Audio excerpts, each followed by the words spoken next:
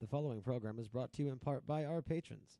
For more information, go to patreon.com/IG Studios. And as always, we thank you for your support.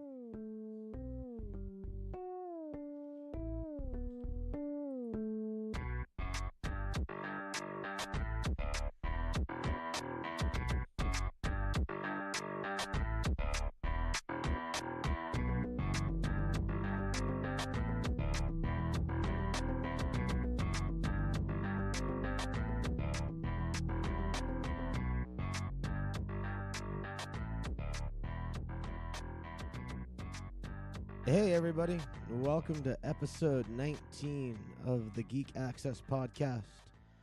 I am joined... almost 20. We are almost 20, we're getting there. That was the lovely Brandon. We are also joined by Corey. How's it going, guys? Yo.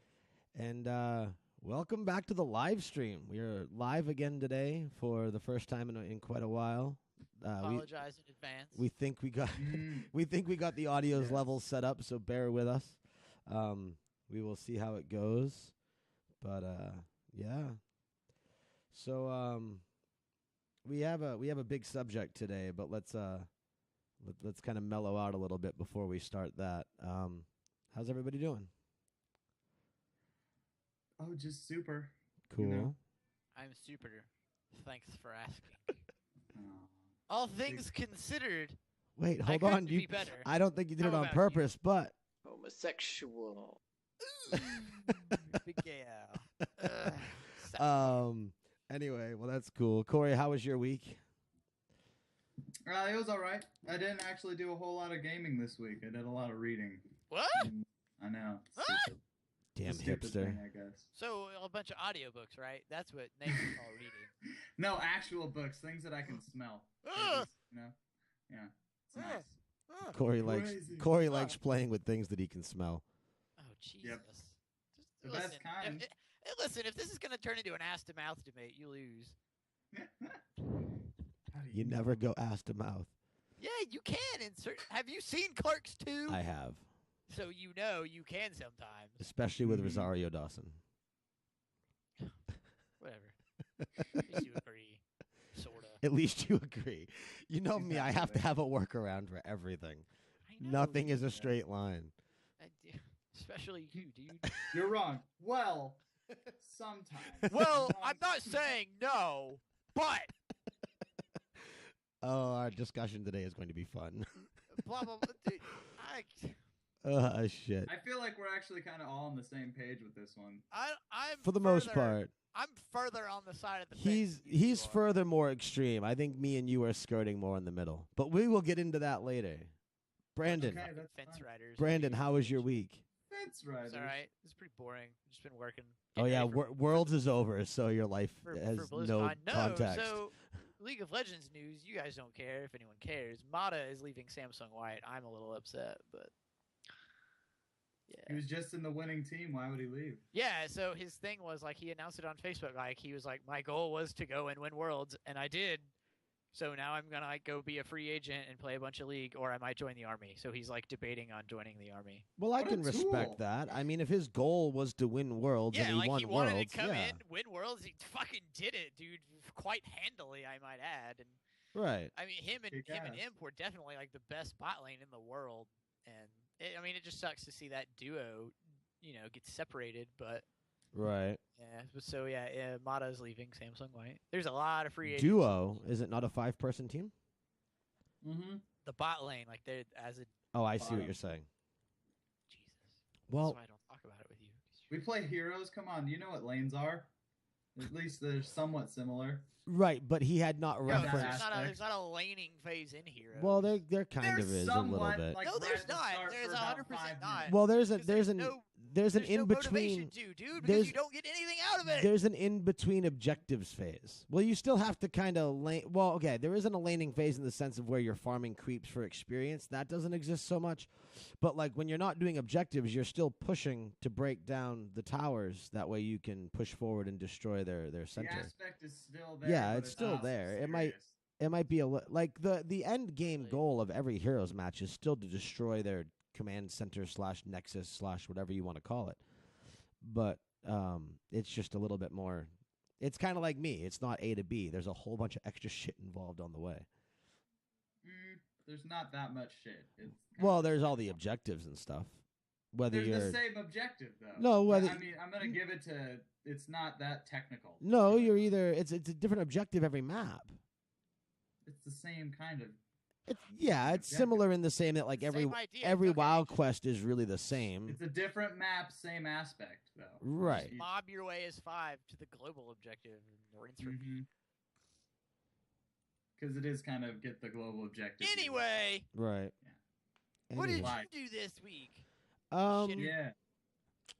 This week, let's see. I got the new Civilization. Excuse me, the new Civilization game. I bought it too. Oh, did you? Did you end up getting it? Cool. We'll have to do some multiplayer with Fuzzy. I got it for. I'm on the I got fence it on. with it. I got it from Green Man because you can get it for $37.50. Oh, Nice. cool. Which, by the way, Corey, you can get Evil Within. Well, you're gonna get it on console, aren't you? I'm not too sure actually. There is a big deal on console right now. It's like 50% off. Oh, is it really? I would do that because you can get it for a little bit cheaper through Green Man if you get it on PC. But if you're gonna do, How cheaper? Can your PC run I it? don't It's know, got some pretty beast specs. $37.50 maybe. I don't know. It's not that beefy. It needs at least like 4 gigs of video RAM, so it can crank out those 30 frames a second. It is fucking locked at 30, I think, right? Yeah, You can it unlock is. it, and most people have had it run stably unlocked at 40. I'm Oh, sure there okay. will probably be 60, some. but it's like it was built around 30. Right. Right, so it's not gonna look like pristine. Gotcha. Oh, well. But Oh, well, I'm still on the fence about that anyways. I'm just curious. probably to on the see fence if about it's a lot of actually- things, aren't you? Yeah. Life in general. Am I Yeah. really here? Nah. No. Dude, all we gotta do is get through this week. This What's work this week? week, Oh, next week. then it's right. time. Sir Brandon, It's time. is it Vader time? Sure. Vader Sure. time? No, nobody gets the reference. You guys are bad. Anyway, so You can enlighten us on the reference instead of just being like, you guys are bad. Where's your reference? Throw it. He's trying to be like me. oh, never mind. NCLX is Catherine. I forgot she made this new Skype account that's like all 4 of our initials. There's the workaround. Anyway, but aside from that, no, I was enjoying the new Avengers trailer. I really like that. The Hulkbuster looks amazing. Hulkbuster. Oh yeah, it's Iron For people Man. who haven't seen the trailer. Well, also fans of the Avengers comic books will know what the Hulkbuster is. It's Iron Man's giant suit to fight the Hulk. Gotcha. And I like the fact that they have it because that implies that the Hulk is becoming unstable, which means the rumors that they might be making a Planet Hulk movie hold to be more true. Dude, there's like 12,000 comic book movies in the next 4 or 5 years. Yeah, I know. Some of it's a little overbearing, but see, some of them I'm excited for because even if the movies themselves suck, the fact that they're working on them means that the backstory will be existent. For example, if it wasn't for the fact that they were making an Avengers movie, then I would be worried that they weren't going with the real backstory for Ultron, because he was actually made by Ant-Man. So the fact that they're making an Ant-Man movie, if anything, they're doing it just to stay true to the original story of Ultron. But I loved his voice. I loved. I just want more Rocket Raccoon. Oh, Guardians 2, I can't wait. Still haven't seen that. Did Is you it that guys? good? Well, Corey hasn't. Rocket. Corey hasn't seen it yet. Corey, did you notice that? I mean, Brandon, did you notice that they used like a remixed version of the Pinocchio song in the Avengers trailer? No. They used a remix, like a darker remix of that "No Strings on Me" song That's cool. for the Avengers trailer. Cool, I guess. It's fascinating. Why are you talking so Mm. quiet? You know, when you talk that quietly, nobody can hear you. That's fascinating, really. Why is, Really why is that? wonderful. Oh Amazing shit. to hear. I'm so glad you told me that. Anyway, so we got about a week and a half till we're in California. Dude, fucking, let's see, 10 days. Yeah, 10 days. When are you guys getting in? Wednesday? Ah! and Thursday? Getting in Wednesday, yeah. Huh? Wednesday, Thursday, yeah. Wednesday. Yeah, Wednesday. Wednesday. Gotcha. Wednesday next. Yes, a week from Wednesday. I don't remember Nice. the time, but yeah. I think I'm landing at like 10:30. And I think you're somewhere within an hour of that. I think we lined that up pretty well. Probably. I think. I don't remember. LAX. 10:59. Yeah, so we're right around the same time. You should just stay there and wait on me. More than likely. Well, you'll probably be landing while we're still trying to get out of the terminal, so I'm sure that will be fine. I don't think check-in for the hotel is till it's an hour-long drive to Anaheim anyway. And then but I don't think the hotel check-in's till like 2 or 3 o'clock, so we're going to have to find something to do anyway. So, which is why Corey should be getting to Anaheim at like noon that way. Which is why Corey should just meet us all at the airport. Oh, fuck. He, Dude, I can't miss that much work. then Come on. he can take us around. Are you not planning on getting into Cali on Wednesday? Or getting into Anaheim? I have to double check. I'm pretty sure I just made it. Dude, what did you do? Did you botch this? I didn't botch nothing. Well, the hotel. didn't I botch- have my days requested off. I don't you know if I didn't have all the way to botch nothing would Wednesday. imply you botched something. Nah. You We're all didn't botch gold. anything, you mean to say then. Yes. We're botchless. Most good. Most good. So, Very good, no, very good. everything's good. I don't think I requested Wednesday off. I think it was just Thursday, Friday, Saturday, Sunday. We're all good. Okay, so you won't be in Anaheim till Thursday morning. Probably. Okay. All right. All right, then me and Brandon can just hang out Wednesday night then. Well, the wife will be there too, obviously, so. Yeah, we'll figure out something. But so we got that World of Podcast event to go to if we want to on Thursday night. Check that out. Sweet. And then BlizzCon. What does it entail? Just It's- people that do the- podcasts meet in an area and be like, hey, it's more I did Blizzard. that It's too. more Blizzard based. There's a bunch of panels. There's a StarCraft panel and a Hearthstone panel, and it's people that are social, that are like internet quote unquote celebrities or internet personalities doing like podcasting panels on different aspects of Blizzard games. So it'll be cool, but it'll be good to get in there and like just kind of brush shoulders and meet people and yeah. All right, so I'll bring my brush. Bring your brush some Bring a brush. shoulders. And then of course we Bring got all your hair BlizzCon. product. The rumors are picking up quite a bit that there is going to be a new IP announced because there is that giant gap between the opening ceremony and the first panel. But I mean, they killed Titan. right, but there's a reason they probably killed Titan. Bring back StarCraft Ghost. I mean StarCraft. No, I no, want don't bring, StarCraft no, Ghost. God damn it! No, don't Wasn't that the first-person shooter? That was StarCraft? the horrible game that third. was Splinter Cell StarCraft. scheduled to come out for like N64. where The you game is played like as a ghost. 2 decades old.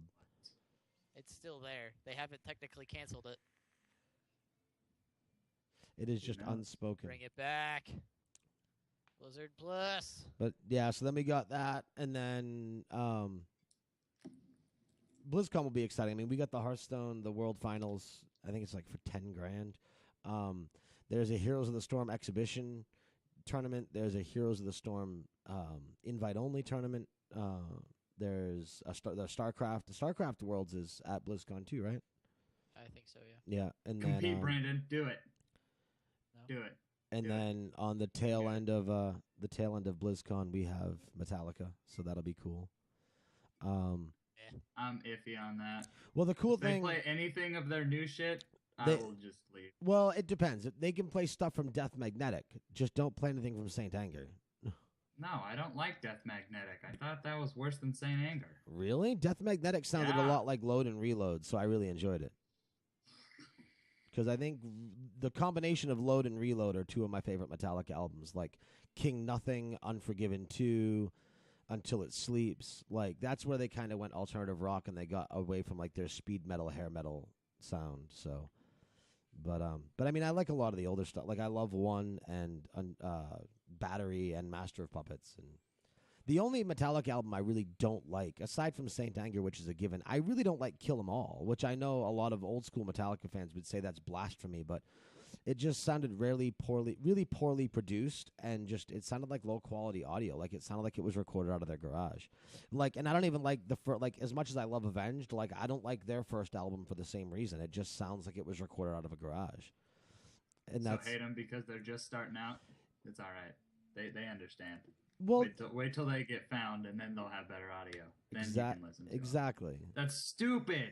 Well, that is stupid. No, because you can have a lower, like, I mean, look at how much our podcast quality has increased with just some personal finances. It's not like I've spent 10 grand on a recording equipment, Yes, and but we we're not sound better. recording music. But I mean, I have a mixer that is designed to record music. I could record some good audio. Anyway, it's beside the point.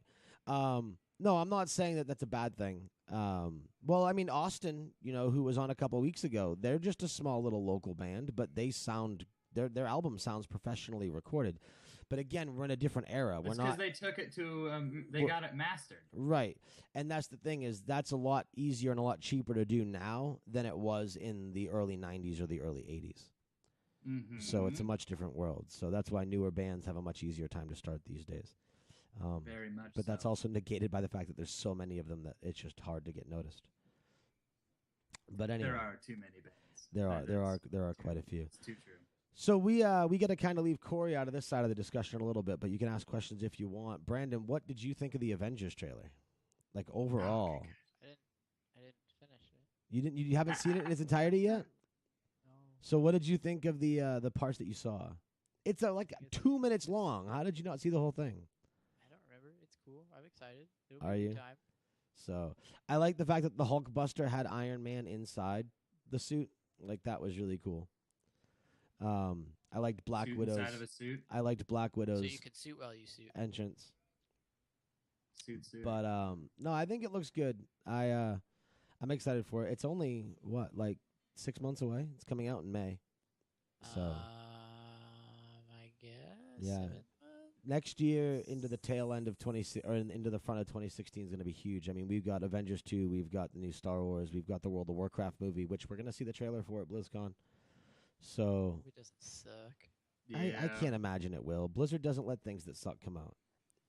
With the exception of the original release of Diablo 3, which they quickly fixed and fired the idiot responsible. I wouldn't say quickly. I guess we'll see. I don't know. You don't Anyway. know. Anyway. So what is what's on your mind for our? Do you want to get right into the meat of today's show? Is that where we want to go? Do it. That's Do fine. it. Okay. So, well, let me start with just in case anyone, I'll get just in case anyone's not familiar with this trailer that we're going to discuss. There's this game. A couple days ago. It was about a week and a half ago. But yeah, so there was a trailer for this game called Hatred that got released, and it is creating quite a media shitstorm, in an entertaining but also questionable way. So yeah, your antagonist, I guess if you can even call him that, your main character. Your guy. Yeah, he is a long black-haired, black trench coat, black clothing wearing, suicidal, genocidal sociopath. Dude from Metalocalypse. What's that guy? Yeah, he does kind of look like the dude from Metalocalypse. Quite literally Columbine. Yeah, basically, with the exception of the fact that It's very he Columbine. actually looks really badass. Like out of context, if you were to just see like the character design for that character, he looks really badass. Unlike the guys from Columbine, which still looked like little dweebs, even though they were trying to look intimidating. They could have gave him a different voice, and they could have changed your whole opinion on him. Probably the voice is a big part of it. But while you mention that, let's It's only a short way. Is that a short joke? let's give the listeners a taste of his narration before the action picks up. So this is the character from Hatred. This is his vocal audio that's included in the trailer, and you can kind of get a sense of his message. My name is not important. What is important is what I'm going to do. I just fucking hate this world and these human worms feasting on its carcass. My whole life is just cold, bitter hatred. And I always wanted to die violently. This is the time of vengeance, and no life is worth saving. And I will put in the grave as many as I can. It's time for me to kill. And it's time for me to die. All right, so that's what we get from him. And then what follows, which I will not include the video in the podcast, just in case some people don't want to see it. But it's essentially it's like a 3/4 aspect ratio or visual ratio of the character. It's almost like playing like a Diablo or something like that. It's like a top down. It's Yeah. him just running through a neighborhood and the cityscapes, just killing people. Some close up executions, folks. Pleading for him not to, and just Yeah, essentially just a killing spree for no particular reason. right. So the questions that this game has brought up are: is it necessary? Have video games gone too far? And there's a lot of people, and we'll talk. Actually, you guys read the article. We had a famed New England author who actually wrote a blog and gave us permission to use it on the show. And he writes horror novels, but he is also vocally against guns. So, as an art form, it's interesting because he doesn't think there should be laws on what restricts what shows up in art, whether it be music, movies, books, or video games. But then there's also the other side where it's like, but we'll read some from his blog too. I certainly don't want to speak for him, so I'll read from the blog later. But it does bring up some interesting concepts. I mean, I know firsthand. I mean, of the three of us, me being the only parent, this is the first game trailer I've ever seen where I 100% felt I don't want my kids near this. And that includes Call of Duty. That includes virtually every other game I've played. I mean, maybe Manhunt would have struck the same nerve, but I wasn't a parent back then, so I can't say. Yeah, but at what age? Like you can say you don't want them near it, but then, I wouldn't want a high schooler. 17, you can just buy it anyway. I wouldn't want a high schooler playing this. I mean, maybe 17. I fucking don't think most high schoolers even play GTA, but right. what do I know? Right. They do it anyways. It's not like we can control how they get their hands on it. Exactly. Is this just going to be PC based? So it would only be able to be. It's out at all. Yeah. Like they're trying to get it distributed through Steam and GOG, which I have a good feeling Steam is going to say no. And there's also the chance. Epic Games has already said that they want. I think they revoked their license for those guys to use Unreal. Well, see, now here's the thing, and we'll get into this first, and then we'll get into the big meat of the whole topic. But they can say, look, don't display the Unreal logo. They have every right to say that because they don't want to be affiliated with it. However, they might run into some legal issues with revoking the trailer. Or not the trailer, excuse me, revoking the engine. Yeah. Because I know that I did read somewhere that is their intention. They want to do that. But they put, what was it, Unreal 4 out in open source, and they said, here it is, make what you want with it. Yeah, just have fun with it. They can't say, okay, well, make what you want with it, but not that. Yeah. Like, that's not. No, you can't. It's just like it's either all okay or it's not okay. Right. So there's that thing there as well. But anyway, so let's start off. Brandon, let's start with you because I know you're really passionate about this. I know you're very on one end of the spectrum. So let's get. I'm 100% for it, dude. Fucking kudos to this guy for all these people that think it's too violent. But these are the same people that play GTA and Bulletstorm and Gears of War and what have you. And so, like, the main article I read was the one written by the guy at Engadget. His name is slipping me right now. But so anyway, in this article, he's like, in all these other games, there is some veil of reason, some quasi-justified end to explain, the means by which they get there. So you kill, fuck all, who cares? But as long as there's some sort of reason that you can say, oh, okay, well, there's an excuse, it's cool, then it's okay. But if you just have the same amount of violence with no reason, it's too much, which is excessively hypocritical, and that's something even the guy at Engadget acknowledged. He said, "Well, I can't really deal with this much violence unless there's some sort of reason," and that makes me like a super hypocrite, and it does. Anyone who has played GTA, Gears of War, Call of fucking Duty, like basically almost any mature-rated game, who thinks hatred is like excessive is a hypocrite, 100%.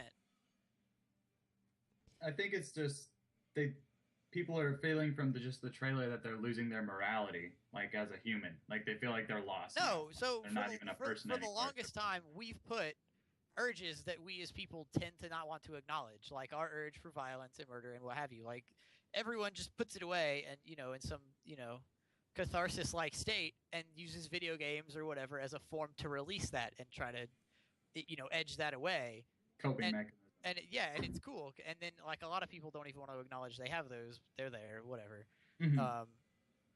And so if people just don't want to acknowledge it, but if there's some like, oh, okay, well, I'm doing this because the Galactic Federation said it's cool, or I'm doing this because I'm a criminal and it's self-preservation, like I don't want to get arrested, I need to kill these cops. They're zombies. Then it's okay. Then it's perfectly fine to do all this in the name of what have you. But just taken alone as an act, oh, this is too much. This can't be a thing. Like, it can't be done. Never mind the fact, and the people who want to say, oh, everyone who plays hatred is, the next Columbine or the next Unabomber or the next whatever, the next big news story of killing innocent people. Well, that's not true, because it's already been shown that video games only inspire violence in people that are already inclined to do violent acts. It's the same thing. It's just like, where do you stop? Or, where do you draw the line for cutting people off for doing things? And you can't. You have to say, okay, well, all violent video games are cool, or they're not cool. Like, if you can take Grand Theft Auto and kill a bunch of civilians and then go do a mission, it's cool. But if you want to take the part where you're just killing civilians and standalone it, you can't do that. That's not cool. You can't do it at all. And it's very hypocritical, and it's very dumb. And that's why I'm like, there's absolutely nothing wrong with what the developer's doing, and I actually really like his point.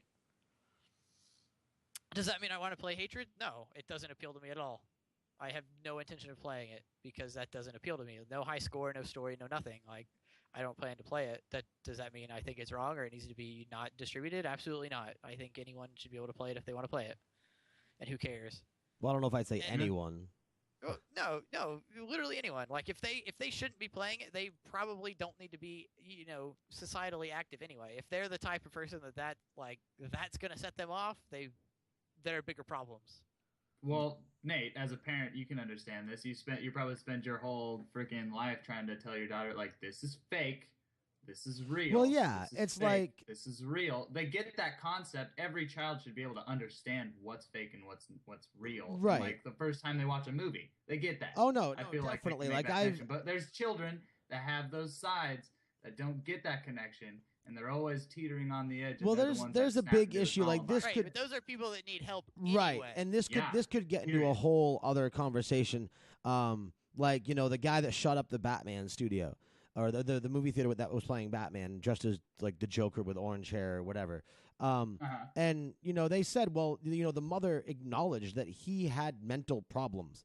And didn't do anything about exactly. it. That's her fucking fault, dude. Right. And that's a part whole of the reason to blame. That's a whole other topic of how today, common healthcare like insurance policies, they don't cover mental health care.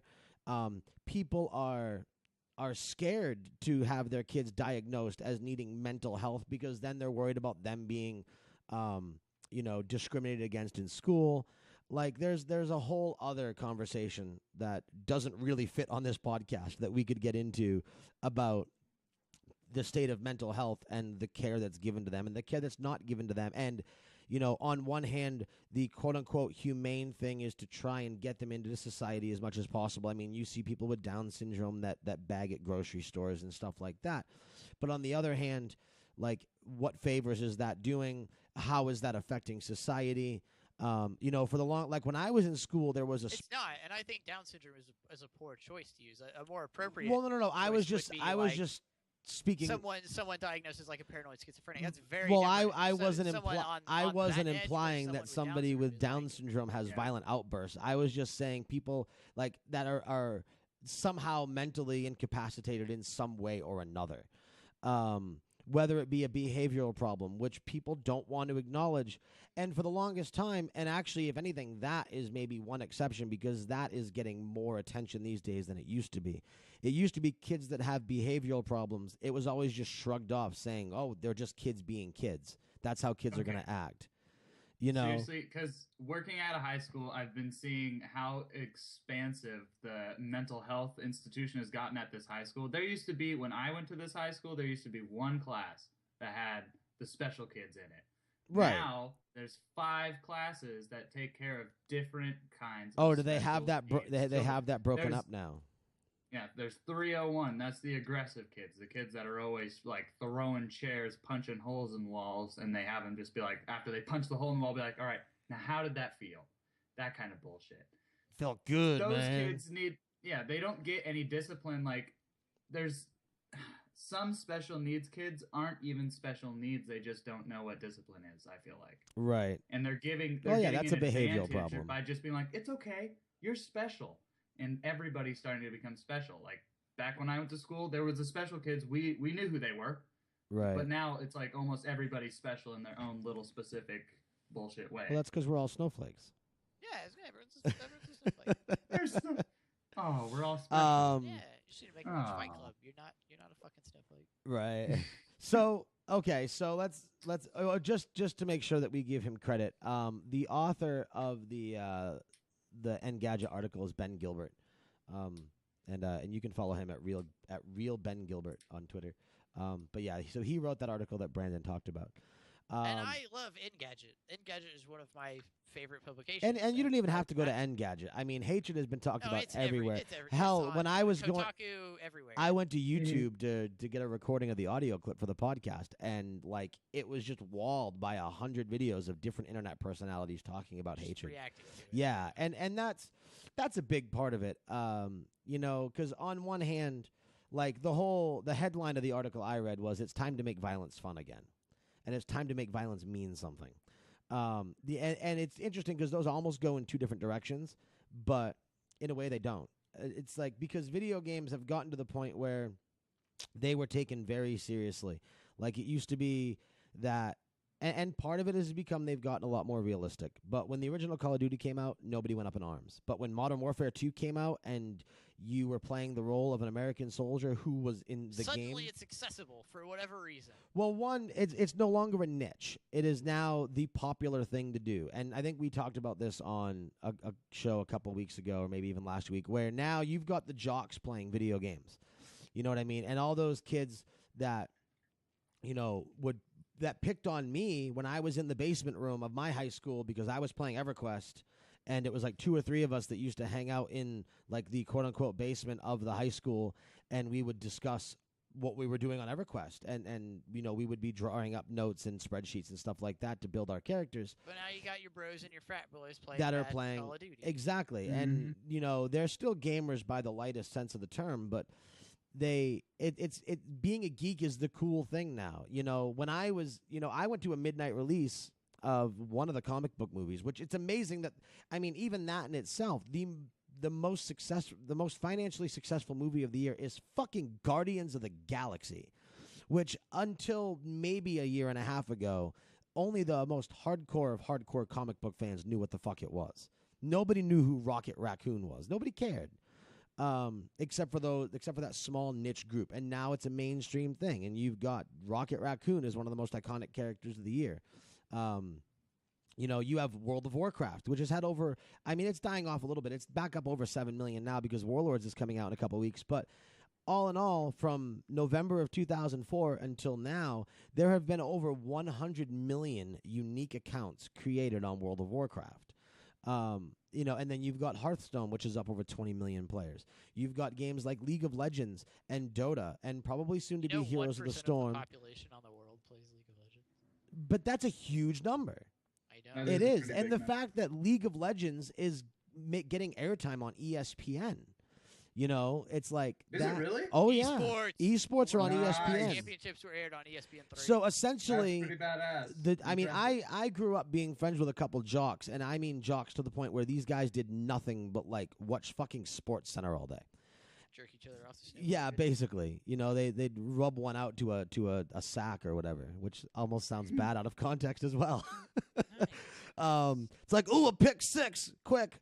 And now we are invading their territory. You know what I mean? Like, if I told the big macho jock kid in high school that one day What I Love is going to be on your TV channel, like, you know what I mean? No one ever would have believed that. It's so. Well, that's what Brandon loves. What's that? That's what Brandon loves. It's League. You Right. can't say Well, that I yet. mean, gaming You in can't. general. Like, even though I don't like, well, whatever. We won't get into that debate, but it's become a much more popular medium. You know, it's like video games are selling more. I mean, look at Destiny. It was a half-assed. At best, it was an average game, and it made $500 million in 48 hours. Yeah. Like that. I mean, and look at Call of Duty. I mean. Yeah. Like Call of Duty or not, it breaks sales records every year. You know what I mean? That's because you're jock friends. And it, Yeah, dude. yeah, it is. You But jock friends but with but that 12-year-olds. but that's my Ain't point got though. nothing better to do. Is just it's fuck bitches and outselling? COD. It's outselling albums. It's outselling movies. Like, it's just ridiculous how much money is involved here.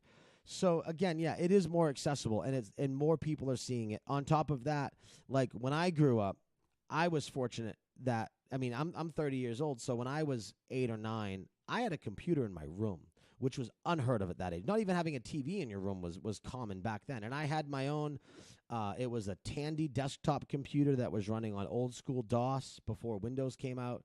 And it was cool. And I had, you know, all those big 3-inch floppy disk games. And, you know, but I was also a very common case. It wasn't common, you know, in the early 90s for a child to have a computer in their room. So, and now I've got a 3-year-old that has her own fucking iPad. My 3-year-old has an iPad, a DS. She's got a flat screen TV wall mounted in her room with her own Apple TV device on it. Like, And whose fault is that? well, it's not a fault. There's no flaw there. But kids have a I'm just lot saying, more spend your access. money on children. Kids have a lot more access to a lot more things, which again makes something like this maybe a little bit more volatile, in the sense that, like, on one hand, you want to blame the parents. Okay, well, let it be released, because as an adult, I want to play it, because I'm actually kind of excited to play this game, just if anything to see what they do with it. Like Brandon said, there's no score system. I think maybe they might involve one. I mean, I would like to see something where maybe there's like an online high score or like an online time, like to see who No, lasts the I don't think longest. they can, because then you lose the message. The What message? message is death. Then they lose their entire argument. They can't. If they add high score, that's a veiled reason. That's Mhm. an excuse. Oh, I see your So- point. And it's The They purest can't. form. They literally cannot do anything like that. oh, I see. If they add as something as silly as a score per kill, then you can say, "Oh, well, there's my reason. Now it's okay." I can see them adding a kill counter, but No, 'cause even that- besides No, Yeah, seriously, the only- like, yeah. the trailer that features the gameplay where there's no UI, there's no nothing. You just move around and destroy shit. is how it has to stay, or they lose the point. Right. Message is gone. But do immediately. you think it might not stay that way just for the sake of maybe easing the blow of this title coming out a little bit? I sure hope not, because then the credibility of the argument goes to doo doo, because then he can't say, "Oh, I'm trying to make a point about how all this other violence is hypocritical," because then he's jumped onto that ship. Right. So no. Right. Well, I mean, it's inevitable that people will live cap themselves playing it and go, "Oh, I lasted this long." Like, people are going to add their own system to it regardless. Right, but so they can't add it though and try to keep Right. their If the developers try and add it, it kind of Can't no. do I see what you're saying. I see what you're saying. they'll probably leave it like open to mod, and then they'll just let people mod the fuck out of it. And be like, eh. Right. Well, did what I'm we did. gonna. But it could so the thing is, and I had this argument with a guy on Facebook the other day. He's like, "Oh, it just glorifies violence." Right. Well, I'm And so gonna I- read a I little know bit. that- hold on, and so I say to him, I said, "So where do you see it glorified? Where in said trailer is it glorified at all? Because there's no save the princess, there's no high score, there's no story for why he's doing this, there's no nothing, there's no glorification here. No, it's just showing. If anything, it's just a sim. It's just a Right. straight It's up a simulation, mass and shooting Death sim. simulator. And you can't just say, "Oh, well, they're reenacting it, so they're glorifying it," because that's bullshit. Simulation does not equal glorification or like praising of it, because like you've got war reenactors. I'll use the Civil War for example. Plenty of people do Civil War reenactments. Does that mean they're glorifying what happened? No, it's for history, for maybe mild entertainment. Like they're not glorifying what happened. Well, see, there's another aspect there too. Like one thing that I talked about this week was people have always pushed that art will mimic life. I mean, if you go back to now, granted, World War II. I mean, there was plenty of artwork, like literal artwork, done for World War II. So, but if you go back as far as the Vietnam War, how many songs were created based off of that war? Creedence Clearwater Revival wouldn't exist if not for Vietnam. Right, exactly. Very true. And then you come. CCR wouldn't be a band, man. You come to the modern war, which if Life you would go end as we know it. with the modern war, if you go with CCR, bro. if you go with the country music genre, there, at least when the war was making headlines, there was a lot of pro war songs because they're rednecky, they're southern, they're all like, yeah, go get them, they're not American. And if you listen to rock music, there was a lot of anti-war songs. Disturbed was really big on pushing they were really big on pushing the anti-war movement, and there were a lot of songs about that. You're an asshole. So anyway, it's no secret that these mass shootings. Hell, the day that we were talking about the trailer, there was a mass shooting in Washington. So like, it's no secret that has unfortunately become life. I mean, it's that whole thing. That's part of the reason why, like, I've actually talked to my wife a little bit about sending our kids to a private school. Unfortunately, it's really fucking expensive. But anyway, regardless. But that's kind of become what we see. I mean, so is this another form of people are going to be influenced by this game, or is this game created because life has influenced it as a form of art? You could throw a lot of debates on top of this. Gun control. Why did that kid have a gun? Huh? Why? The guy in the game, or the kid in real life? Either or. Like, anybody can throw any kind of debate they want on top of this thing and say it's for that reason. That kid did that murder on that day because of that trailer. Like, this one in Washington is interesting because for once the mass shooter wasn't like that, that quiet, like, quote unquote loser stereotype that nobody liked. This kid was a jock. He was on the football team. He got voted like to the homecoming committee. I don't know how any of that crap works. I never did that in high school, but like, he was a popular guy. And he just anyone can do something and just look for a reason though. Well, like, right. So that's what even if they weren't influenced on, like, oh, I played GTA once, did it maybe want to do that? Mm-hmm. Oh, you guys should. And that's just called fucking, like, that's just part of what ends up with people being diagnosed. Well, with I mean, how many of us as kids played personality Mario? We didn't go out and jump on Goombas all day long. No, dude, I fucking went and jumped on fucking mushrooms. We and don't. I thought bullets would fucking fly under We me. don't. And I could bounce Yeah, on like when a bullet shoots at us, we jump in the air and stomp on it, and it goes away. It's not like we have an aggression or hatred towards turtles. I mean, so.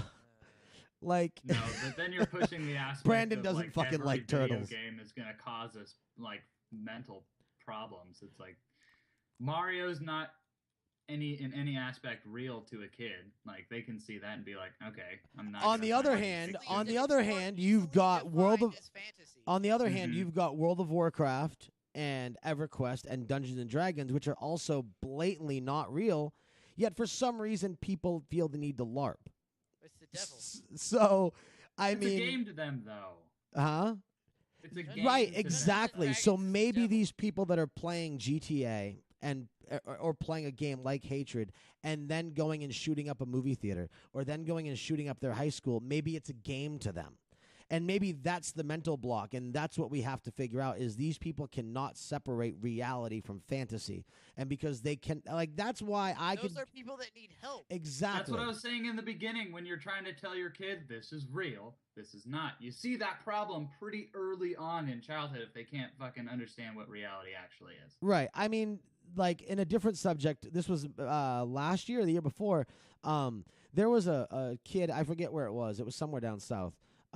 He like murdered his older brother. Well, I shouldn't say murdered, but he took his brother's life because they were watching WrestleMania and they were fake wrestling and he like suffocated his brother and choked him out and killed him. And he didn't understand what death was then, or didn't understand that he had the power to kill. But and maybe the grittiness of hatred. Now everyone's talking about how blatantly realistic it is. I mean, you've got that one scene where the woman is begging for her life, and he just heartlessly puts his pistol in her mouth and blows the back of her head off, which is arguably the most graphic scene in that whole trailer. It seems to be the one scene everybody talks about. It might be because it's a woman. It might That's be the only reason. It might if be it was a guy saying well, no, they would. well, they not would only that, but the guy that he picks up by the back and blows his head off completely with a shotgun. There's no vocal there. The woman is vocally pleading for her life and begging him not to. He said like no, please. Oh, and, did he? Oh, there's- see, I didn't hear yeah, that. pretty sure. But yeah, I mean, it could be the violence towards women. I will give the developers a little bit of credit, and this is a pretty commonplace. There are, at least from what the trailer showed, there are no children in the game. So that's probably a good thing, because this would be a whole different media shitstorm. Because even like Grand Theft Auto, there's no children. You know what I They mean? are losing their message though if they're trying to push that one message. Like, Right. they're- Or if you look at a there game is- like Fable, where you could be good or bad and kill anybody in the land, they didn't let you Mhm. damage. There were children because of the role playing element, but they didn't let you damage children. And even in, I believe, the Elder Scrolls games, don't they have youth in those games? And I don't believe you can damage them either. Or maybe they just didn't put them in there. I can't quite remember, but Yeah. you might be right there. But don't maybe remember that killing gritty realisticness of hatred will, and the consequence of it, like Brandon said, there is no high score, there is no multiplayer, there is no reason to be killing those people other than just to kill them. There probably isn't any continue, because the whole point of the game is to just go. And maybe the point of that is to kind of be like, look, this is what it's like. Don't fucking do it. Like, I mean, No, yeah, and so hold on. I'm gonna hop in now because I've been quiet for a second. okay. So that's another argument I made with the guy. He's like, okay, so it glorifies violence, blah blah blah blah. So I say that, and then I say, well, if this is supposed to inspire violence, which I don't think it does, unless you're already inclined for violence. What if some of these people who are like, oh, I can't wait to play it, blah blah blah, fucking violence all the time. That sounds awesome. And then they get it in front of them, and these are the people that are like real into like you just killing people for no reason on GTA or whatever. And so anyway, they get to play in hatred. There's no high score. There's no reward. There's no nothing. And they're like, wow, this fucking sucks. Wow, like wow, this is boring as shit. Like just killing for literally no reason is really boring. Right. Why couldn't that be like a moment like of epiphany for them, or like self-realization? I was like, wow. Violence isn't fucking cool. It's just kind of cool to like get a high score or whatever. And they're like, well, maybe then they could even argue they're less inclined to go out and kill people for no reason, because there's no fucking thing you get out of it. Right. Mhm. And that's a That's a good point. That is a very good point. Because then it's like, okay, well, in GTA, I get stars. I get to fucking run away from cops and all that, whatever. Or in Bulletstorm, I get cool high score and I get to do it in crazy funny ways and whatever. And then so then you get it in front of you and you're like, okay, well, here I am. Oh, I just executed that bitch. Cool story, bro. Keep going. Oh, I shotgun that guy in the face. Oh, cool. I just killed a whole grocery store. What now? Oh, I'll just go do it some more. Eventually, you get bored. There's no score. There's no like, oh, you've lasted this long. No achievements. No nothing. It's like, okay, this is bullshit. Why am I doing this? This is garbage. Right. So with that being said, and do you think that those that don't have that epiphany, that like that mindless killing with no reward, do you think that maybe is a red flag? Maybe that's Lock their 'em up. release. Maybe that's their release because they keep all these, Because keep all these urges or whatever in a state of catharsis where they just suppress it and keep it away. But then maybe that's their release. Maybe Right. that's enough. to pull a That to, could to be. pull a quote. Because of the neurological response. And if they play it and they're like, wow, this is cool, but now I really need to do it. They fucking needed help in the first place. Hatred did not do that to them. They were already inclined to do that anyway. Right. Because And that's already been proven. That's not just me spouting that shit off. no, right. Well, one of the quotes from Peter's blog that we'll pull in here, the first quote we'll pull in, he says, "We need to worry less if hatred is going to actually go up for sale here in America, and worry more as to why the kids in our nation would want to play it in the first place." Which kind of goes in, like, all of us as gamers are going to go, "Oh, violence and guns, video games, let's go," because it looks fun. But again, you pull that reward system out, you pull the reason out. Again, like me and Brandon talked about whether it's the falsely justified reason of, oh well, it's the other military, or oh well, they're bad guys, oh well, it's self-preservation. Like either way, you're talking in a fictional world. So when you strip all those things away and you add no reason to play this game other than to see that brutal carnage, who's still going to want to play it? I mean, yeah, when I first saw it, I shared the trailer on Facebook. I was like, this looks fucking awesome. And then the more I show the trailer to people and the more I read about it, the more I'm like, how long would I really play this for? Like, am I just going to get bored? Like, there's no high score, there's no goal, there's no multiplayer. As it is, I typically don't really play many games that are strictly single player anyway. Did Postal have a goal? It was death, but it was that's just an so interesting much death thing, in a and stupid, we'll funny touch into that a aspect. little bit, because there was actually a quote from the developer who said Postal did it first. Mhm. So let me finish what I my was point, and we'll get Yeah, we'll get into Hatred is Postal. basically the sequel to Right, Postal it is. would It's have deserved. the HD realistic sequel to Postal. With But no anyway, yeah. funny But so involved. once you remove all of those aspects, then maybe you said maybe that's the red flag. Maybe, I mean, the NSA has tapped into all of our gaming devices and all of our electronics, so maybe they put something in place where whoever's still playing it after a week, keep an eye on them. Because, yeah, I mean, where's the fun? You know what I mean? Like, even in Manhunt, which I don't know if you guys played Manhunt. You were making a snuff film. You were. Yeah, and you were escaping prison. There was like a reason. And not only that, but the people that you were killing were members of formed gangs inside the prison walls. They were bad guys. And they were out to kill you. Now, it was Mhm. brutally fucking violent, but it was self-preservation. right. in a There was veil of reason. Right. And in a war game, you're fighting the soldiers. You're fighting the enemy soldiers. Or even then, multiplayer COD, whatever. It doesn't matter what team you're on. There's a high score. You want to win. Again, like Brandon said, a veil of reason. Whether it's legit or not, there is that illusion of this is why I'm doing and the it. whole thing is legit. It gets to be able to be loosely defined by whoever happens to want to define it at the time. Right. Because for some people, that like Bulletstorm, okay, so you're on this planet, you're trying to escape. So so someone can be like, oh, cool, well, it's legit.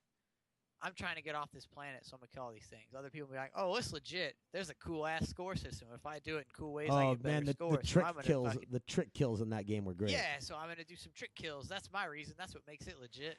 Bulletstorm was GTA, basically Oh, I want to get some stars and run away from the cops. It's legit. I'm gonna go kill Bulletstorm was whoever I basically want. Tony Hawk with guns instead of skateboards. Basically. It was Tony Hawk Pro Shooter. But Nice. Nice. But yeah, but I think that's part of it. You remove that veil of reason. But then there's the other argument, and I actually talked to Peter about this because I do work with Peter.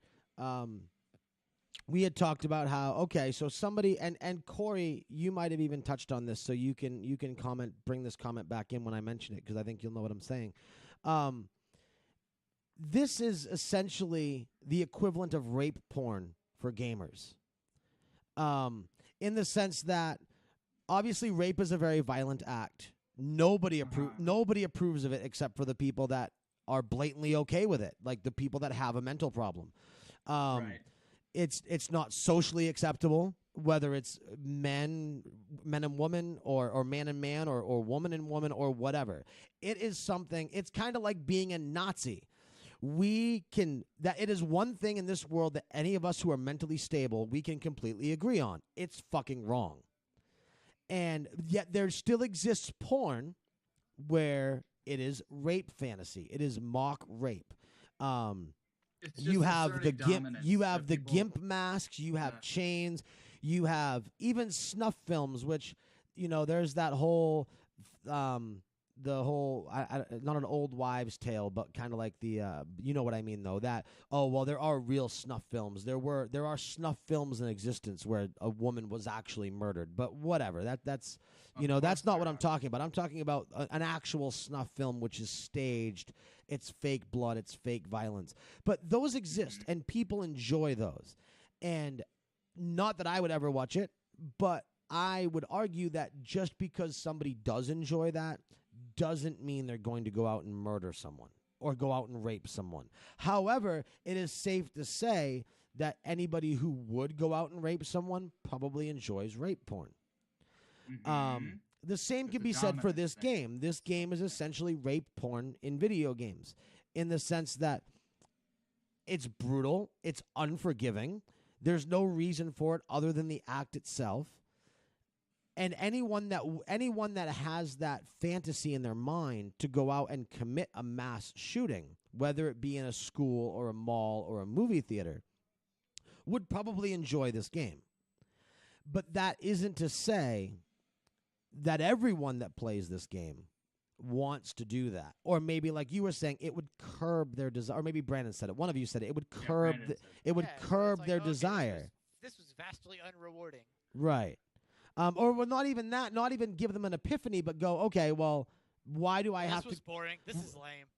But again, not even the epiphany. Maybe it will do as little as to go, okay, well, why do I want to go put myself in jail? Why do I want to go get myself murdered? I can just do it in this game. Like, if you want to look at it like it's going to help them get through the constant struggle in their head that they want to kill people, no, that's never going to go away. If they've got that kind of a mental instability like that, they're always going to have that urge to kill people, regardless of if it's in a video game or not.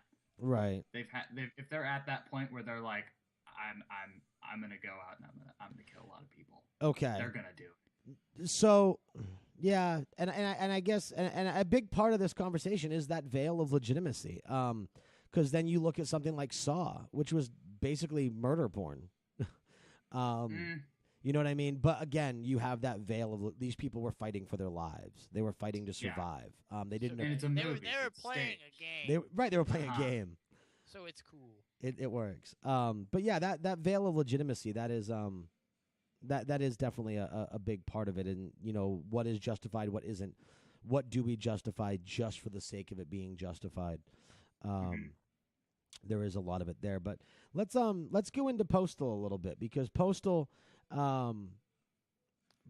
an interesting conversation, because one, it was very similar in the sense that I believe in Postal 1, you just walked out your front door and started killing people. It's basically the same setup. There was a veil of, there's that word again, but there was a veil of fantasy that was in Postal that this game doesn't have. In Postal, you would shove your shotgun up a cat's ass to use the cat as a silencer. So there was a sort of humor to it. Right. Yes. Everything was funny. Right, exactly. It was done in a more comical sense. Maybe if this game was cell shaded, it would kind of have a different light shine on it. On Postal, or are you talking no, about... on Hatred. Maybe if Hatred was cell shaded, people would be taking it a little bit differently. And then the message would be like... Yeah, it would be different. Yeah, the developers' message... They've done it exactly how they need to do it to make the point they want to make. Right. Black and white, gritty, blood is shown there. It's just the core context of what they want to show you. It's right. all there. So I'm going to read an excerpt from Peter's blog here. He said, he's referring to me here. He goes, I was asked to give my opinion on the game. He goes, in days after seeing the video clip and reading the article, I'm still on the fence as to how I feel about it. On the surface, I'm absolutely fucking appalled, knowing full well that the purpose of video games is to make the switch from voyeur to participant. One immediately disconnects video games with the world of books and movies. The latter two also remain in the realm of the fantastic, and we can easily find bonds of empathy and emulation, but they also contain plot and conflict and resolution at the end of the story. The quest is almost always fully realized, and the notions of good versus evil are always fully established.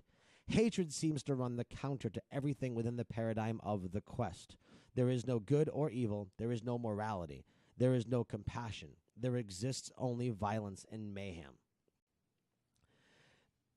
So what are your guys' thoughts on that?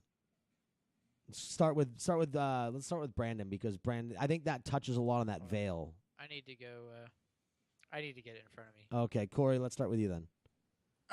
What? Brandon, I'll put the link in Skype. I got it. Oh, okay. Put the link in Skype. I want to read it too. All right. Well, okay, so listeners, while you just heard that, I'm gonna post a link to this blog. I'll put it on our Twitter and I'll put it on our Facebook page. If you aren't following us, Twitter is at @IG_geekaccess, and Facebook is facebook.com/InkedGeekStudios. And I will provide links to the blog there. Let me. Sorry for the video viewers. There you go, sir. All right, there we go. Thank you. And we're back. So that kind of touches on the veil. He talks about the good versus evil that gets presented. Right, like where are the bad guys? Well, like, exactly. Where are the bad guys? Where's my reason? Essentially, he is the like, bad who am guy, I the saving? antagonist. No, I'm saying like that's what they're getting at. There's no like, oh, I gotta save the princess. There's no, I gotta save the world. There's no, I gotta do this for XYZ. It's just, I'm gonna do this. He's gonna do it for a Rush song. What? He's doing it. Oh to my die. God! It's YYZ. Oh, is it? Oh, Yes. hey, it was a close reference. Whatever. Anyway, I should have known that. It was on Rock Band. But anyway. So yeah, but again, the good versus evil, saving the princess from Bowser, taking down the Lich King to end the hordes of the undead that are attacking Azeroth, killing the enemy soldiers in Call of Duty, even violent racing games, where you're like a death race type scenario. At the end of it, whether you're a criminal in Grand Theft Auto and you're killing the cops or the civilians, or whether you're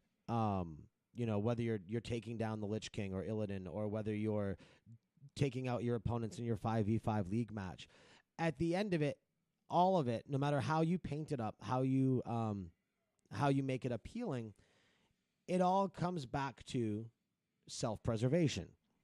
You're taking out the Lich King because he's trying to take over Azeroth. You're taking out those people that are in the same lane as you, that are on the opposing team, because they're trying to take out your nexus or whatever. In a death race type scenario, you're trying to win the race so you don't get killed. Like, it's all that veil of self-preservation.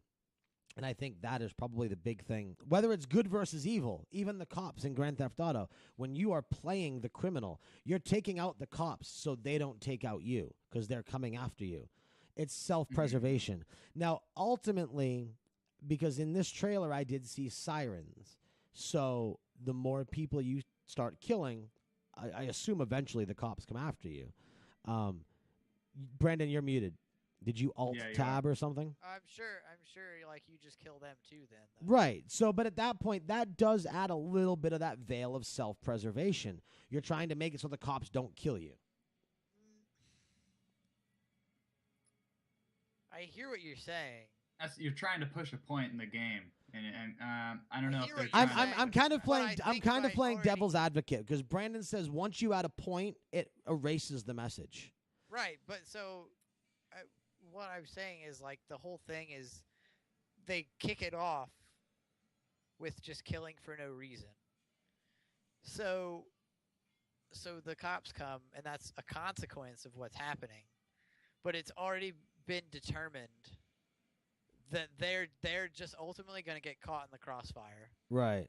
Well, it yeah, doesn't I mean, add a factor because before you're just killing for the sake of it. It was like if it was before, it was just like, I'm only going to kill a bunch of women. So you leave all the men and you leave all the children alive, and you're just killing women. And then the cops come, and you're like, oh damn, I don't want to get arrested. So now I'm going to start killing men. Now I'm going to kill everybody. Now I'm gonna kill them too, because I have to, because I don't want to get arrested. Right. But I think because you've already opened it with men, women, children, whatever, zero discrimination, then sure, it's a consequence that follows, but it's kind of almost once it hits that point, not necessarily very relevant. I think I see what you're saying. Like, I mean, if they Because- kind of have to add cops, they have to have them because it's a fact of the realism that they're trying to portray. If they want it to be realistic, they can't just let it go untouched. Yeah, like, So where are the there has cops to be at? I'm consequence. killing 50 people. There's no cops. That makes no sense. Like, Right. So, So there has to be consequence. But because the character has already opened up with zero discrimination, it's just more fodder for the crossfire. Right. And so that's why I go back to what I said first, where it's like, if he opened up and was like, I've been cheated on all my life, blah, blah, blah, women suck. The blah, cops blah, blah. killed my family. Like, women suck, I'm just going to go eradicate all the women. Men can stay because they're my bros and whatever. And so then you go out and just only kill women. But then cops start coming after you as a consequence. Then the thought process has to happen of, oh, well, shit, I really only wanted to kill women. That's all I wanted to do was just senselessly get rid of the women. But now I have men cops coming to try to stop me. What do I do? Well, I don't want to get arrested. So my reason is because I don't want to get arrested. So now I can kill them too, and it's okay. Right. I see what you're saying. Now, Forcing yourself. the next thing that I want to kind of bring up, what if it was a movie? What if it was pure voyeurism? What if there was no interaction? What if you weren't controlling this character? I don't think there would be controversy over it at all. No. Not at all. Like, nothing changes. It's just the mass murderer is the main character, and he's just killing for the sake of killing. It would be a really boring movie. But I'm just saying. Try and make movies it would like be that very now. boring, and everyone would be like, "Oh, this is gonna flop. Let's just glance over it. Don't worry about it." Right. There's no reason. So Because you already have stuff like a Serbian film. You have all the documentaries on the serial killers. You have the Human Centipede, the Human Centipede 2. You have all these other movies, which sure there's some sort of reason, but it's like just super gratuitous violence, rape, what have you. But all you're doing is watching. You're not participating. With this, you're participating. You're taking control of it. right. And that's why it's a thing. If it were a movie, we would not even be talking about it. Guarantee. Right. It would not be a discussion at all. Fair enough. Fair enough. I like that. Yep. That is a good point. Well, that kind of brings it into my talk points. As far as just kind of stating the differences there. So we'll kind of go around the table. Brandon, you've kind of already mentioned it. Your final opinion. You're 100% for this. You agree with his opinion. You agree with his point. Absolutely. I think it's a very brash move. I think he could have done it more subtly, and the reaction will be different. But I am absolutely behind the point, 100%. I think it's a very valid point. I think it's uncovered a lot of hypocrisy under a lot of things that I haven't really thought to notice before because I've never really had violence in video games is too much. Like, the argument has always been, does it inspire violence? It's no longer been, oh, is this too much? And so it's kind of a new take on the whole argument, against the industry, for lack of a better way to word it. But no, I think it's a very strong move. I think he's making a very valid point. I think the biggest problem is that there's not enough people who can logically reason their way around the fact that they're a hypocrite and to be okay with it, because no one wants to admit to being wrong or being a hypocrite. They Right. want to hide behind, it's okay because I said it's okay, and that's it. Right. That's why I liked the article from Engadget so much, Right. because he's like 100% says, and that makes me a hypocrite because I want a reason behind this senseless violence, and that makes me not wrong, but it makes it silly for me to try to pretend that this is not okay. I'm okay with murdering everybody. Just give me a reason for doing it. I'm okay with murdering everyone. Just give me a high score. Right. Yeah. Give me something. And Give me something that's simple. tangible. That's enough. Right. Makes sense. And it's either all gotta be okay or it can't be okay. If that amount of violence is okay with a high score, it has to be okay with that one, or they have to both be wrong. Fair enough. Mhm. Corey, Yeah. your closing thoughts on this subject? I'm with you guys on for the game. I'm just worried at seeing as this is just the trailer, this isn't even out yet, at the reactions and how far people are going to try and push this It's in good. one It's direction gonna be or the nothing other. but negative PR. I know, and I'm scared because they're gonna like try and either attack it and be like, all right, now this is where we're putting our foot down. Video games are gonna start getting cut. We're gonna start looking at shit more. I'm gonna cut you off a little bit there because once we close out hatred, I do want to kind of get into what does this mean for the future of video games. So save that thought. Keep it focused directly on hatred. Okay. Hatred.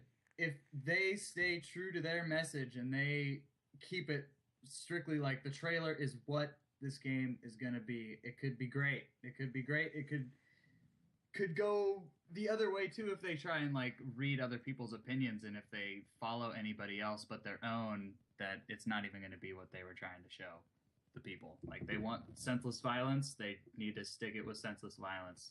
So we'll see what happens. And it's really it might not even come out. Like, we're just looking at a trailer. We've seen trailers before, and they've never happened.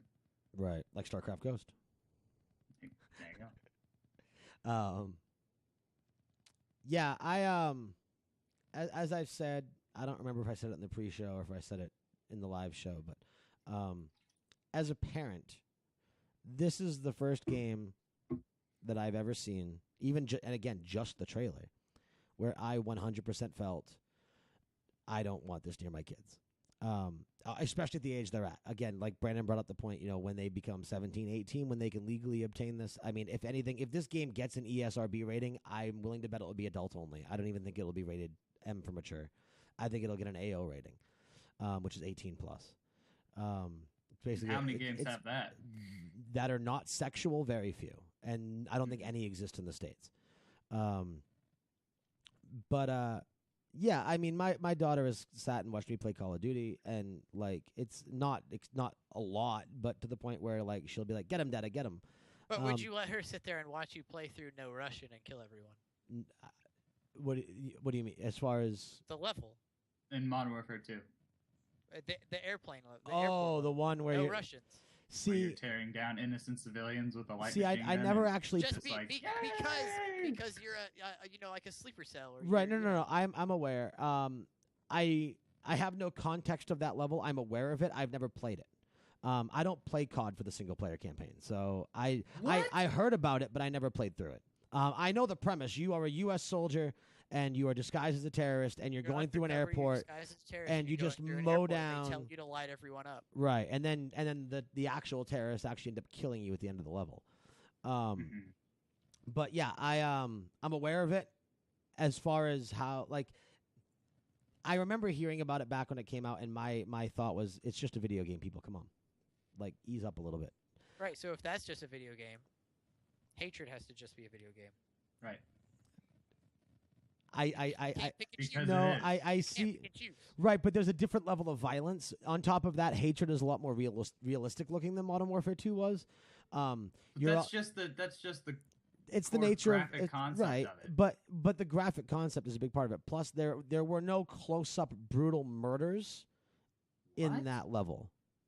You're in first person. You have a light machine gun and you run through mobs of people. Like it's all close up. What are you talking about? Oh, is it? It's not like you're sitting in a tower just shooting them from far away. No, you're right in there. You're slowly walking through the airport. I'll have to at least watch a video. They're running around, ducking, whatever. It's not as screaming. People are running away. It's not necessarily as gory.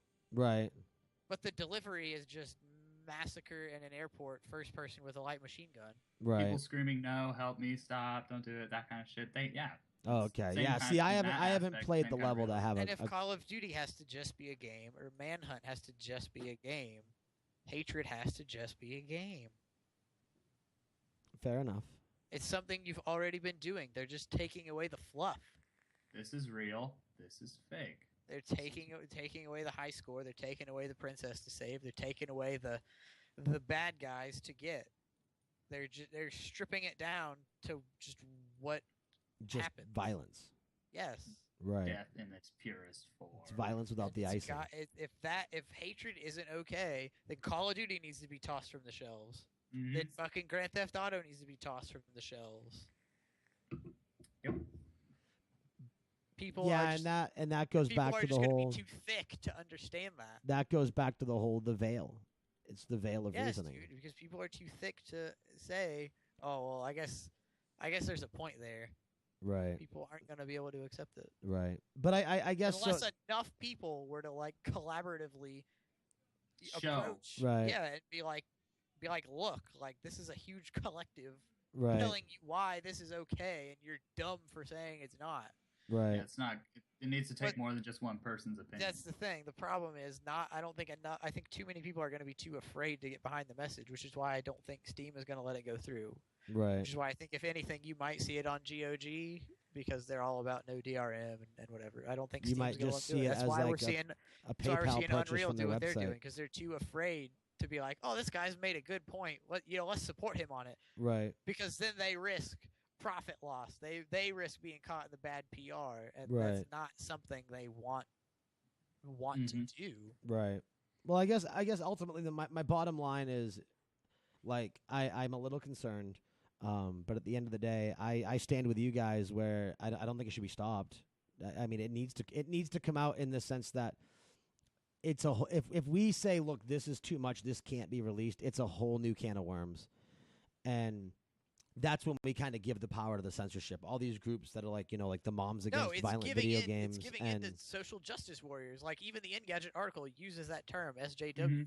He brings it up, which is it's questionable to use in this context, but the point stands to give in to the theoretical or metaphorical regime that are social justice warriors trying to censor whatever they want because they say, oh, this is too much. Right. Mm-hmm. You not wanting Lizzie to play it until she's 17, that's just being a good fucking parent. Right. That doesn't mean you're all for censorship. It means they should wait to view content when they're old enough to process it well enough. Right. And separate the reality from the fiction. Right. That Right. doesn't mean fucking 10-year-olds and you run on playing hatred, because if a parent gives their 10-year-old hatred and says, oh, why do they do this, then you're fucking stupid to begin with. Like, the ESRB is there for a reason. You should just not be a shitty parent. That's a different argument, though. Right. It is a completely different argument. So, all right. So we'll close it with that. So we're all for it. For our own personal reasons, we agree that there shouldn't be a legal obligation to not allow it to happen. And I don't even want to play it. It's just there. So let's I don't even want to play it. I'm just on this guy's fucking team. Let's branch in a little bit here. I guess still kind of specifically hatred, but so this game comes out. Let's fast forward a little bit. Let's fast forward to Q2 of 2015 when they're talking about releasing it. It's the media shitstorm that we know it's going to be if it releases, even more so than it is now.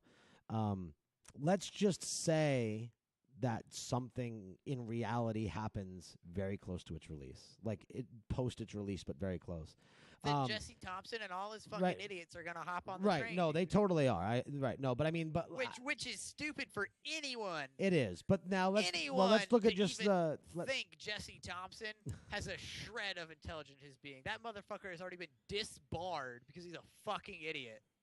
But let's talk about video games as a whole now. What is this? Which if people don't know, Jesse Thompson was the lawyer who was all for violence in video games is terrible. We need to take him off the shelves. Right. He's a fucking idiot. He got disbarred for like misconduct and slander or something like that. Right. He's a fucking idiot. Anyway. Yeah. Go. Context around the name. Go troll him on Twitter. He's fucking dumb. But what could it possibly mean for video games? Like if it comes to the point where this does push people over. Like, how could this affect our industry? Like, we're looking at it to positively affect the industry in the sense that this is kind of opening people's eyes a little bit. Like, this is, and it's making people kind of observe what's going on in these other games. But could that also come as a downfall?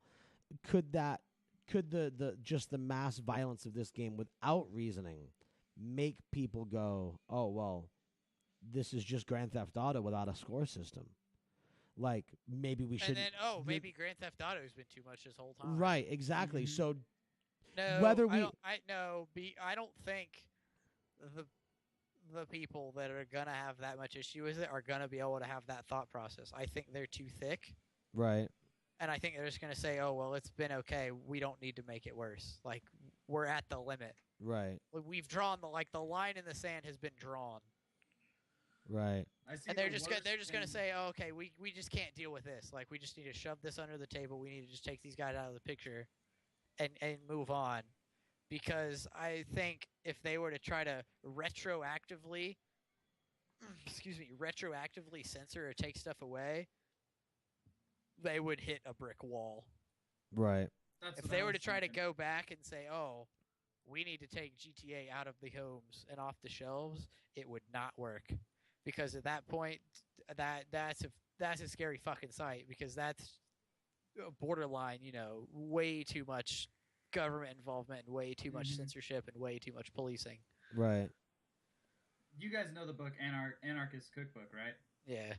Yeah, you know that's been censored, and if you can't even get the legitimate version of the book anymore. Oh, you can They get don't it. make the print. You can buy it. You'd have to find like an original print or You like could, the first. you could, I think you could get it. 1500 There, print. there are places on the internet where you can get anything. Yeah, but regardless, that's what I'm talking about. All it takes is the government to step in and be like, "All right, no, we don't need you looking at this, and this," and they can try and censor it all low key and shit. Like with It'll probably, if anything, what'll probably happen is it'll just get swept under the rug, and we'll see it vanish. Right. it's either going to be that or they're going to take censorship to a whole new level. There'll be a little thunderstorm, and then it'll get swept under the rug. Right.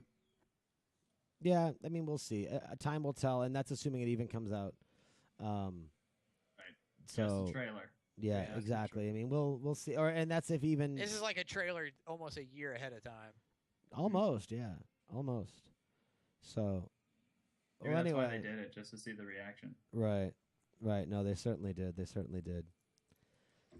Well, I know this was kind of a big subject. I mean, we talked basically about hatred itself for just about an hour. So That's fine. we'll kind of progress. No, it was good. I enjoyed it. I mean, that's why we started early, was because we expected it to kind of run over a little bit. But I mean, I don't want to just say, okay, it's let's end it. I mean, so as far as the hatred conversation, was there anything else to say, or I don't think so. no? No? I that's would where- say I would definitely love anyone's feedback around this. Oh, definitely. Yeah. If there's an episode that you want to be involved in, I would want it to be this one.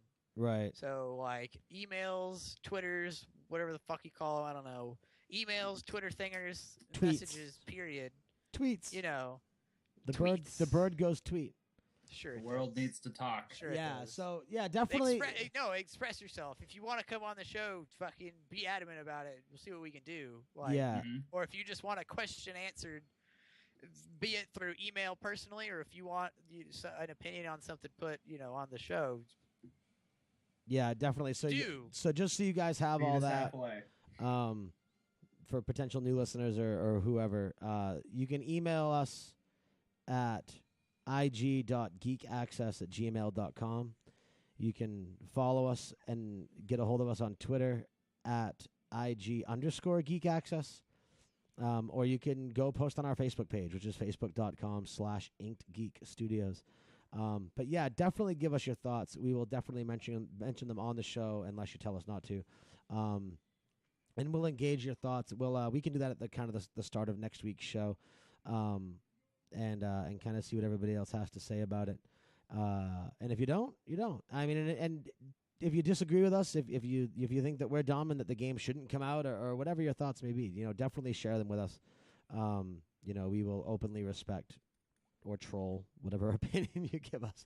But no, I'm definitely curious to hear what our listeners think, and kind of where a lot of people stand. I know the podcasts that I've listened to this past week, the general consensus, and this is from adults that are using rational thought, is that it's a similar concept. Do I think it should be censored? No, but I have no desire to play it. Just keep it away from me. I don't want to play it. But I don't want to live in a world where this isn't allowed to come out. So, Yeah. and that there's a lot to be said for that. So, but yeah, definitely give us your thoughts and opinions. If you're going to email us on it, put hatred in the subject. That way I can kind of group them all together. As far as the tweets, I mean, yeah, just you can do hashtag hatred the game will bring up everything. So, yeah, just tag us in the tweet, and I'll make sure I kind of go over them over the course of the week. But yeah, so that'll kind of do it for the hatred discussion. As far as the rest of the week or the rest of the show, I know that was good. I like that. Anything else that you guys wanted to talk about? I mean, I know BlizzCon we talked about BlizzCon a little bit already. Was there anything else on any of your minds to discuss this week or to talk about? Or Deadly Premonition. Have Oh you guys God, seen it? no! Have you played it? Oh God, no! You mean the Dreamcast game that came out on current gen? Oh, it's so No! good. No! It's so good.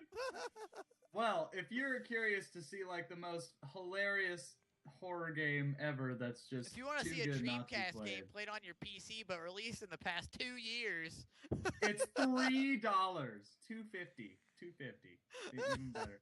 good for You some can get it. laughs, dude. Holy It's shit. so funny. Oh my I love that game. God. Oh jeez. well, Yeah. as far as It's old Halloween games, appropriate. I will bring up. There was an adventure game I played. I think it came out like 11 years ago. It's called The Longest Journey. I don't know if you guys have ever heard yeah, of it. they did redo that. Well, they didn't redo it. They came out with that was about 11 years ago. They came out with a sequel about 8 years ago called Dreamfall. Now, they just released, and they're releasing it episodically. I believe it's called like the Dreamfall Adventures. It's on Steam. Chapters. Dreamfall Chapters. It's on Steam. It is it's the start of the third game in the series. I loved the first two. It's by far my favorite adventure game. It is not, if you're not familiar with the series or if you aren't interested in that type of gameplay, you're probably not going to like it. There's no combat. There's no action. It is quite simply a point-and-click adventure. It's an interactive storybook. But I mean, if you can take the old resolution and the old graphics, I would highly. You can get all three of the titles on Steam. It's a wonderful point-and-click adventure game. It goes back and forth like it's almost a two-dimensional world, and it goes back in two dimension in the essence of there's two dimensions, not like it's 2D. Like the original one was kind of like 3D sprites, I think, but one of the world in the original there's three. There's her current world, and then there's like a future almost steampunky world, and then there's a past like medieval fantasy world, and those worlds exist throughout all the games.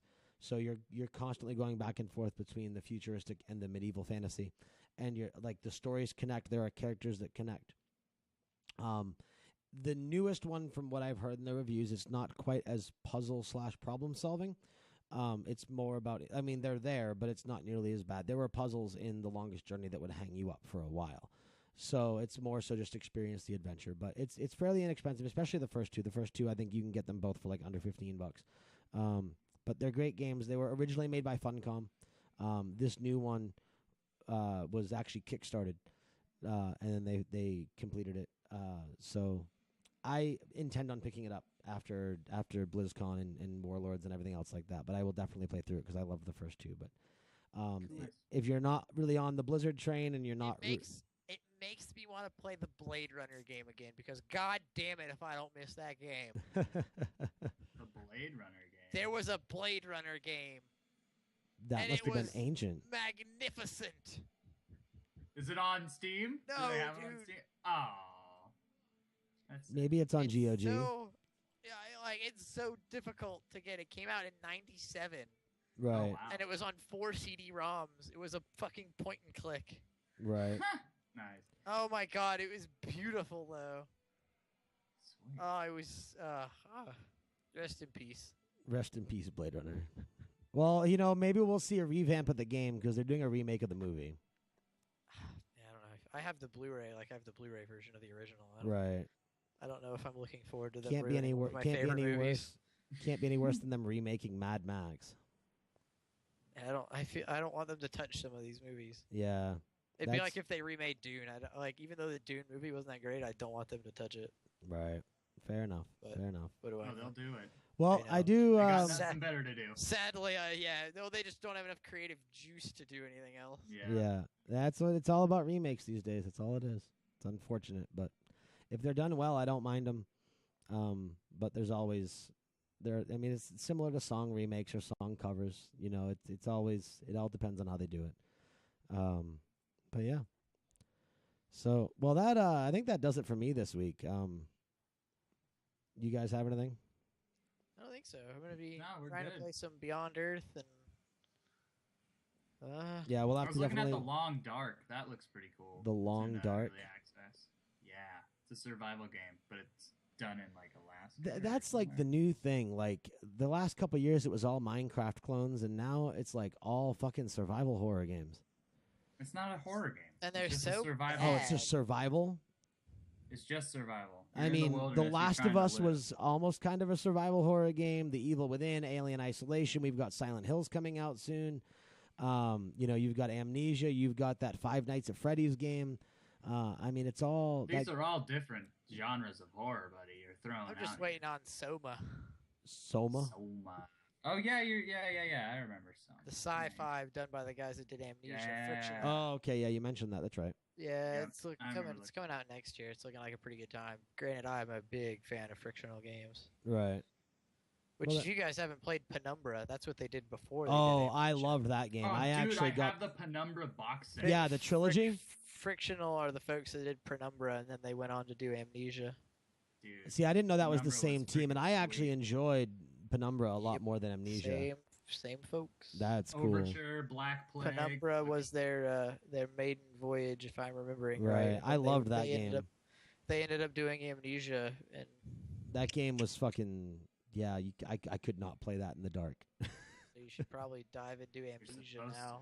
Except for you're a- Yeah, I but think see, you're a little pansy when well, it comes to that stuff. Penumbra was also more interactive. Amnesia, I didn't like the fact A little bit, Yeah. maybe a little bit, yeah, but You had more things to do. you were that's more for in sure. control of your survival. yeah. Yeah, throwing pieces of meat to get away from dogs, that kind of shit. I Yeah. getcha. So anyway, I think my last thought is, and Brendan mentioned it. Yeah, check out if you're a fan of Civ, if you're a fan of turn-based strategy, check out Beyond Earth.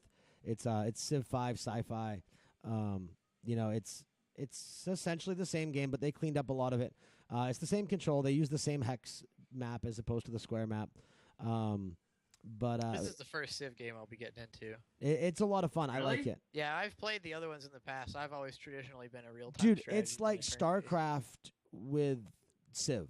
It's sci-fi based. The That's tech. not true. I'm gonna cut you off and say I've, you're wrong. I've played I'm Civ, it's just not gonna like I'm Civ. just gonna say you're wrong, and we're gonna glaze over it. Yeah. But how so? It's a turn-based strategy set in a you sci-fi hear what I said? universe. We're glazing. we're, We're glazing. we're grazing over it. All right. Well, it's a turn-based strategy So- set in a sci-fi universe. So it's basically StarCraft with turn-based strategy. No, see, Take StarCraft out. You're and we'll be wrong. fine. But it's We're gonna StarCraft. very Okay, so StarCraft. traditionally, I've always been an RTS person and never really been into turn-based. Granted, I played Civilization Revolution on the 360. Oh, that was such a garbage game. It was It was- okay. It was fun watered for a down. console game. It was Civ okay for helmets. for a console version, and And you could play it against your friends. So it was and I nice. played a lot of Heroes of Might and Magic back in the day, which was turn-ish based. It's a little Heroes different. is so but good. big Heroes fan. But so this is the first Civ game I'll actually be spending a lot of time with. Right. So we'll see. My only complaint, and I can see why they didn't do it, is I almost wish they started in 1900 like a traditional Civ, but then instead of the game kind of ending with the ocean, you traveled to other planets. Instead, I think you just start in like the year 2060 or 2460 or something like that. Well, a lot of the complaints, a lot of any negativity I've been hearing in reviews has been people are like, "Oh, this is the expansion to." Yeah, Civ it's a glorified expansion, but it's only 50 instead of 60. It's not. It's a little bit cheaper than a standard full price game. Or you can get it on Green Man for $37.50 if you make an account. GreenManGaming.com What- /VIP. Right, Make but an account. Good plug. Get it cheaper. yeah, Green Man, huh? I mean, And you get a I Steam- like. You still get a Steam key for it. Oh, you do get a Steam key? Still get a Steam. Oh, okay. I said that was my concern, was being out of the Steam ecosystem. Still get it. So I like my ecosystems. I know you do. But What's anyway, it called? Green Man? Green Man Gaming. Green Green Man Man. Gaming. All right, cool. They've also got Evil Within and Alien Isolation and some We'll other get stuff on some- the get some VIP right advertisement now, money so from you can them. Get it a little cheaper if you're looking into getting Alien or Evil Within or what have you. Cool. Is Borderlands on there? See you. I don't think so, but I don't remember looking. Now that you bring it up, I'll check real quick. Because that game no, certainly is not worth $59.99. It's the season pass for Shadows of Mordor for 18 and a quarter, Alien Isolation for 38.50, Evil Within for 46. Beyond Earth for 37.50. Formula One 2014 for 36, and the Football Manager 2015 for 38.50. Right. Cool. Ooh, what's this? The only thing on there that I would want is what I already own. So, Yeah. but that's The cool. original Thief. I might pick that up. Oh, I still have a disc Nice. Though. A disc. What's that? for Thief. For Thief. Thief, man. Thief was good back in the day. I heard the new Thief sucked straight. It dog. was garbage. It was pretty good. No, it was garbage. Was it? As a, if it wasn't I'm a huge Legacy fan. if so. it wasn't a Thief game, it probably would have been a decent game, but it did not compare to the original Thieves at all. So, anyway, at least that's my opinion. Well, they've got a lot of stuff. And if you disagree with me, then message me and tell me that I'm an idiot. Got a lot of stuff on sale right now. Anyway, we'll go ahead and cut this off here. This has been a fairly long episode. I want to kind of thank everyone for sticking with us. As always, we appreciate you kind of listening to us rant and rave, and I enjoyed our discussion this week quite a bit. So, It's a fun time. oh yeah. Yeah. So as we do every week, I want to thank JC Monkey for our artwork. I want to thank Justin Bayette for our music. I want to very much thank our patrons for helping keep our show going and for helping support us, and we do certainly appreciate that. Woohoo! Oh, yeah, definitely. If you are curious as to what Patreon is, or you're interested in possibly becoming a patron, you can go to patreon.com/IG Studios, and you can kind of check out the little bit of rewards that we're offering you guys there, kind of what our goals are. And for as little as $1 a month, you can help us out and help push this show along and push our other potential future shows along and help us keep this beast going. We have a potential super guest next week. I'm still working on confirming that, so I won't mention who it is until I do. But I am potentially very excited. So I look forward to that. But aside from that, this is our second to last show before BlizzCon. Woo! I think we still might try and do maybe a live show at BlizzCon. We'll see how it goes. We'll see what I can get for equipment out there and just see how busy we are. But we will definitely be doing a show following, partly covering BlizzCon, partly covering our love for Warlords of Draenor, because we probably won't do one that Sunday. So it'll be probably the week following. So anyway, I do believe that is going to do it. So for the opinionated Brandon, for the magnificent Corey, and for myself, thank you all for listening, and you guys have yourself a good week. Woohoo! Yeah.